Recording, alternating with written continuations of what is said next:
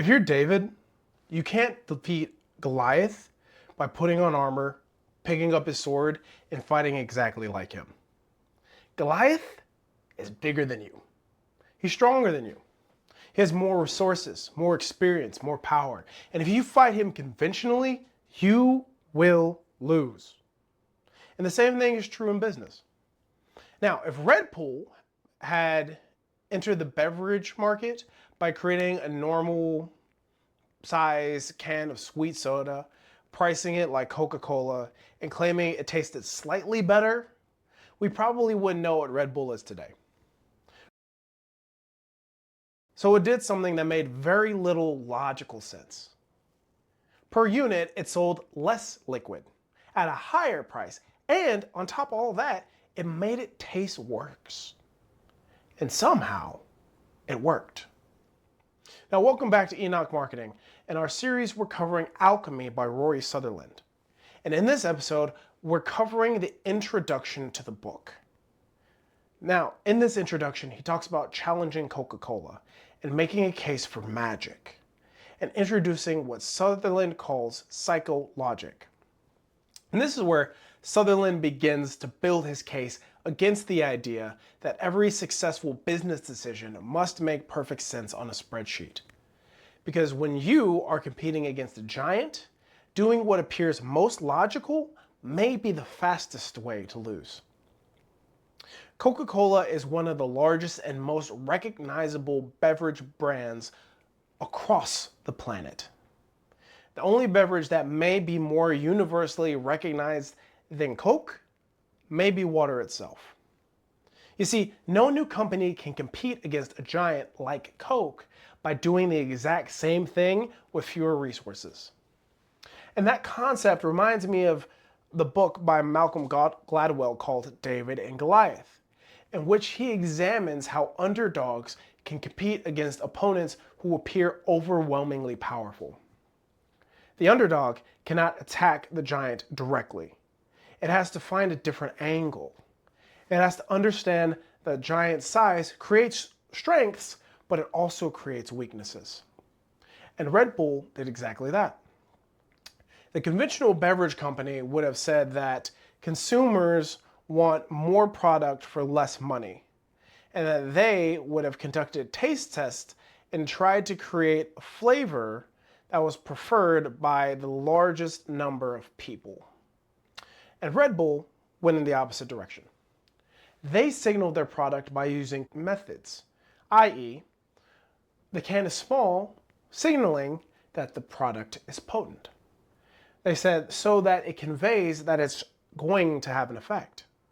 And the taste is unusual, and to many people, just bad, because it is a tonic and it is not supposed to taste like soda.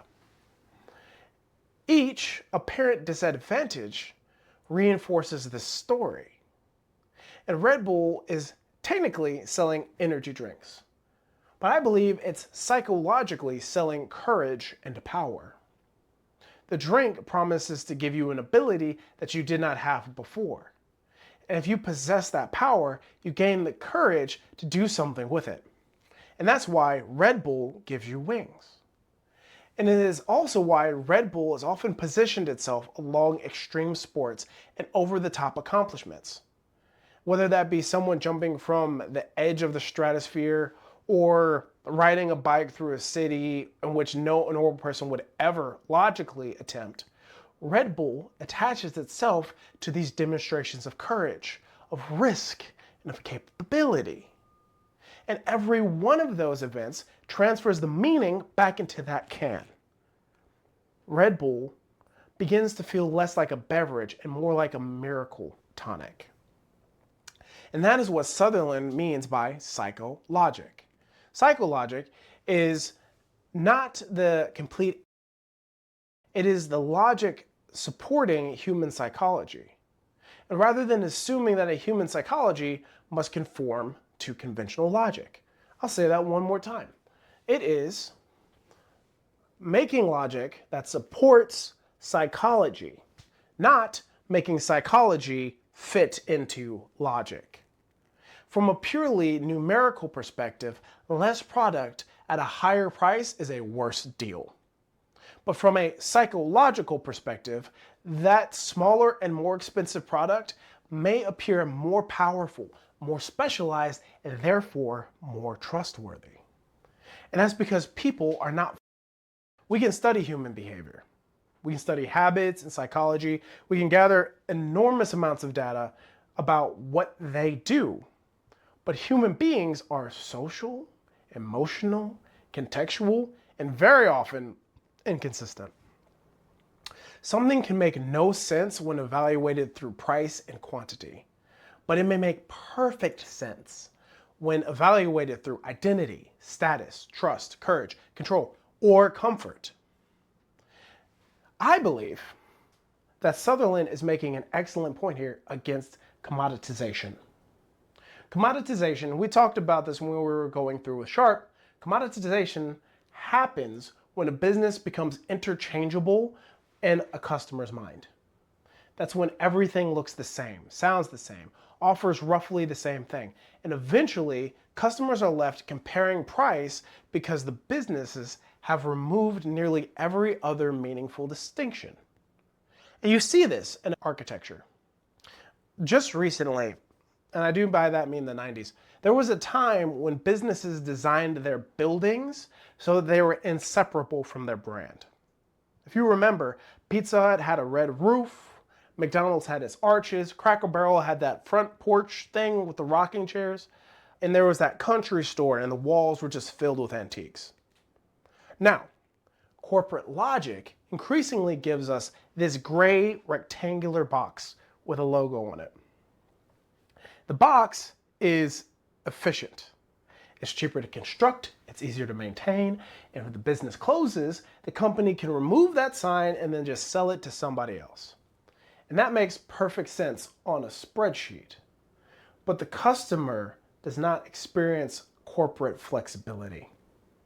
The customer experiences a drab, gray box. Cracker Barrel recently tested modernized stores that reduced some of the distinctive antique atmosphere. Remember, they were the ones who got in the gray box. And customers pushed back. And the company therefore suspended the broader remodeling plan. That reaction makes sense because the atmosphere was never just decoration.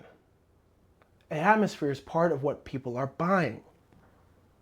The inefficient building communicates commitment to the brand. It told the customers that this was a place specifically to deliver this experience.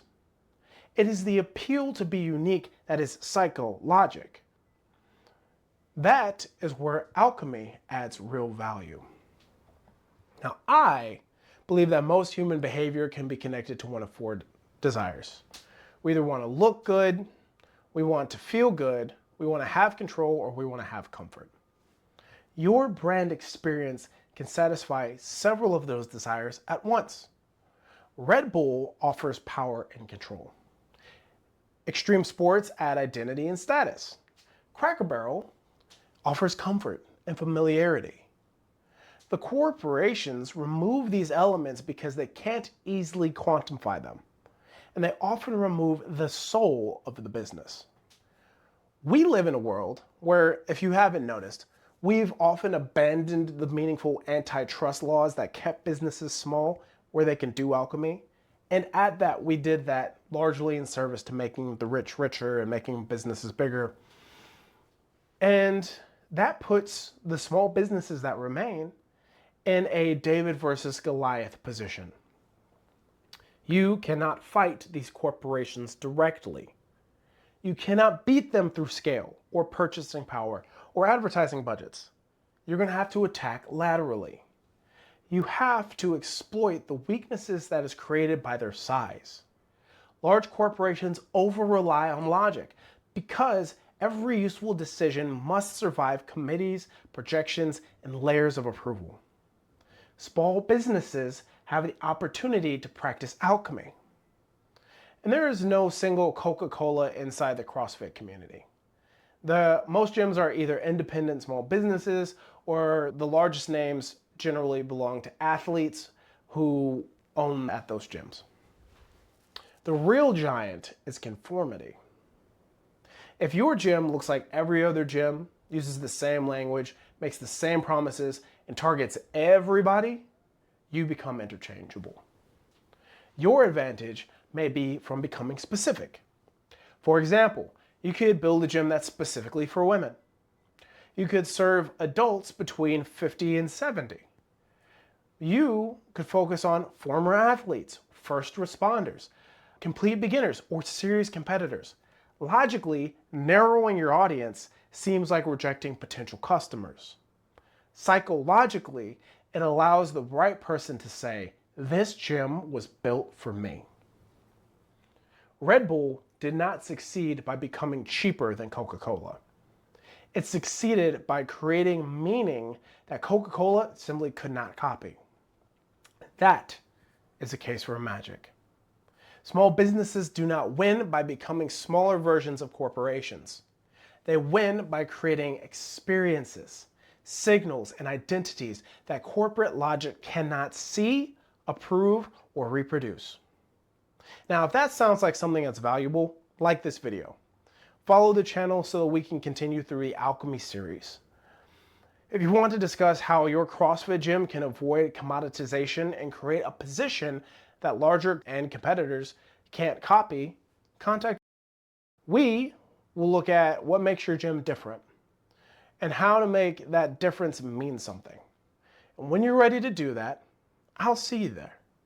Until then, I'll see you in the next. I'm Colin Charles. This is, and we'll catch you next time.